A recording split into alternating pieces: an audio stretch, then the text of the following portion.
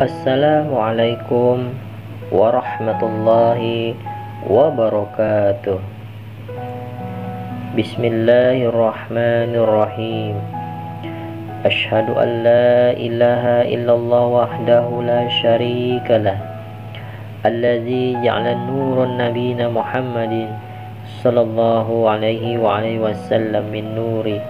Wa asyhadu anna syaidana wa nabiyana wa maulana Muhammadan wa abduhu wa rasuluh abdulul makhluqati bi qudrati.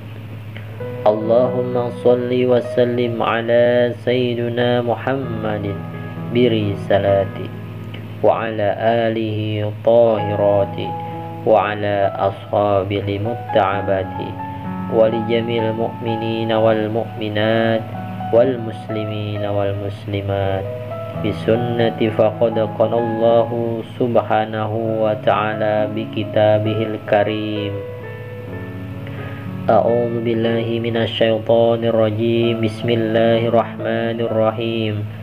Laqad kana lakum fi rasulillahi uswatun hasanah liman kana yarjullaha wal yawmal akhirah wa dzakarallaha katsiran. Wa qala an-nabi sallallahu alaihi wa alihi wasallam man ahya sunnati faqad ahabbani wa man ahabbani kana ma'i fil jannah. Sadaqallahul azim wa sadaqa rasuluhun nabiyul karim wa nahnu ala dzalika minasyahidin wasyakirin walhamdulillahi rabbil alamin. Syukur alhamdulillah kembali sama-sama kita panjatkan kehadirat Allah subhanahu wa ta'ala. Salawat serta salam atas baginda Rasulullah Muhammad sallallahu alaihi wa alihi wasallam ibni Sayyidina Abdillah serta keluarga, para sahabat, juga pengikut hingga yaumil qiyamah. Saudara-saudariku yang dimuliakan Allah subhanahu wa ta'ala, tanpa diri yang hidup, jasad kita tidak ada artinya. Tetapi mengapa kebanyakan dari kita bahwa benda mati inilah yang dijaga, dirawat, dan diutamakan orang di dunia ini, sedangkan untuk diri hakikinya atau diri ruhaninya dibiarkan kelaparan tanpa asupan makanan atau tanpa asupan gizi rohani. Kenapa? Sedangkan kita semua pasti sepakat bahwa nanti bila kita telah mati, jasad kasar ini akan membusuk dan ditanam atau bahkan ada yang dibakar. Dan ini menunjukkan bahwa kematian itu terjadi bila yang menghidupkan jasad kita ini telah kembali dan telah meninggalkan wadah kasarnya ini. Pertanyaannya, di manakah letaknya yang dipanggil daripada hidup itu sendiri? Yang mana dengan adanya yang hidup itulah jasad kita ini hidup, dan dengan yang hidup itulah ia yang diam di dalam jasad kita sendiri, dan ialah yang dipanggil dengan sebutan diri sebenarnya diri. Tetapi sayangnya, lagi-lagi pernahkah kita terpikir tentang sang diri itu? Atau kita mencoba untuk mencari dan juga mengenalnya, dari mana diri itu, di mana letaknya diri itu, dan terdiri dari apakah diri itu, dan kemudian kemanakah perginya diri itu apabila jasad telah mati, atau dengan kata lain perkataan diri meninggalkan jasad. Dan yang paling penting sekali, apakah kita bisa mengenal diri kita yang sebenarnya diri itu? yang dengan dirinya lah jasad kita akan terpelihara daripada cacing tanah. Kalian juga pasti pernah mendengar bahwa ada orang yang telah wafat sekian tahun, tetapi jasad mereka masih utuh, seperti baru saja dikebumikan. Tetapi berbeda lagi ceritanya dengan diri mereka yang tidak mengenal atau bahkan tidak paham dengan ilmu mengenal diri ini. Mohon maaf, maka jasadnya itu tiada beda-bedanya seperti makhluk Allah yang lain, hingga jasadnya akan hancur dimakan cacing tanah.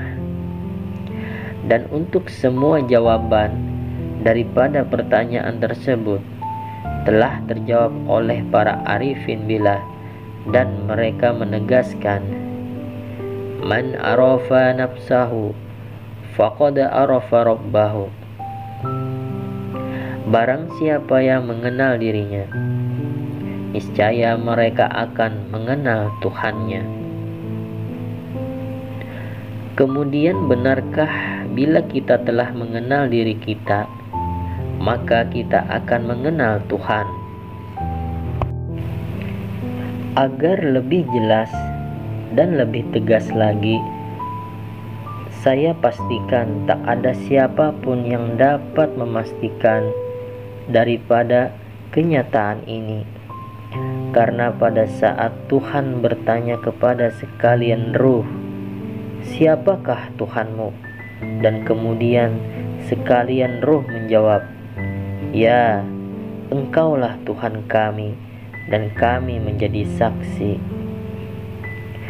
Pernyataan inilah yang membawa makna bahwa sekalian daripada ruh itu telah mengenal kepada Tuhan yang Maha Esa, Allah Subhanahu wa Ta'ala. Pada saat kisah ruh memasuki jasad Nabi Adam alaihissalam, setelah jasad Nabi Adam alaihissalam terbaring, kemudian Allah telah memerintahkan ruh untuk memasuki jasad Nabi Adam alaihissalam. Tetapi sebelumnya ruh telah bertanya, di manakah harus aku masuki ya Allah? Dan Allah pun menjawabnya, masuklah dari mana saja yang kamu senangi. Kemudian masuklah ruh melalui hidung, dan dengan itulah maka bernafaslah kita melalui hidung. Ini menunjukkan bahwa sesudah ruh memasuki badan, maka barulah bermulanya kehidupan kepada jasad, dan terbukti di sini bahwa ruhlah yang dikatakan penghidupan kepada diri jasad ini, dan ia akan mati apabila ruh keluar daripada jasad,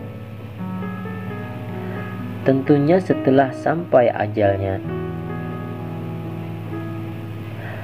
Untuk lebih jelas lagi bahwa jasad kita ini terdiri daripada dua, yaitu dihidupkan. Apakah maksud dihidupkan? Dan bagian manakah yang dihidupkan? Yang dihidupkan ialah jasad kasar kita ini, yaitu dihidupkan oleh ruh yang berada di dalam jasad. Sewaktu ruh memasuki jasad 100 hari di dalam rahim ibu kita, kata Allah, aku tiupkan ruhku. Sejak saat itulah kita telah hidup di dalam rahim ibu kita, dan kemudian dilahirkan ke dunia, dan terus menjalankan kehidupan dari bayi hingga akhir hayat kita.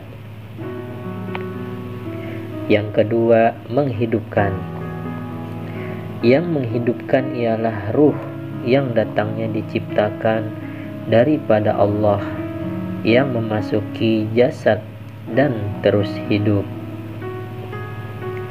dan tugas ruh ialah menghidupkan jasad.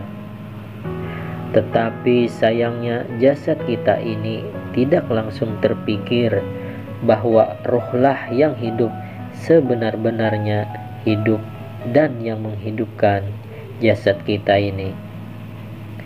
Jadi, agar dapat hidup, jasad ini memerlukan ruh. Tetapi mengapa selama manusia dihidupkan, kebanyakan dari mereka ruhnya tidak pernah dipedulikannya? Ilmu mengenal diri ialah salah satu ilmu ketuhanan yang harus diketahui oleh semua orang. Karena setiap diri manusia, ia membawa amanahnya di dalam jasad kasar kita ini. Haruskah penghidupan jasad kita ini kita biarkan begitu saja tanpa mengenali dan merasakan kehadirannya hanya sewaktu maut hampir datang menjemput kita, baru kita sadar bahwa dia akan meninggalkan kita? Wallahu a'lam bishawab. Sekianlah. Terima kasih sudah menyimak video yang ringkas ini. Mudah-mudahan ada manfaatnya. Wabillahi taufiq wal hidayah. Wassalamualaikum warahmatullahi wabarakatuh.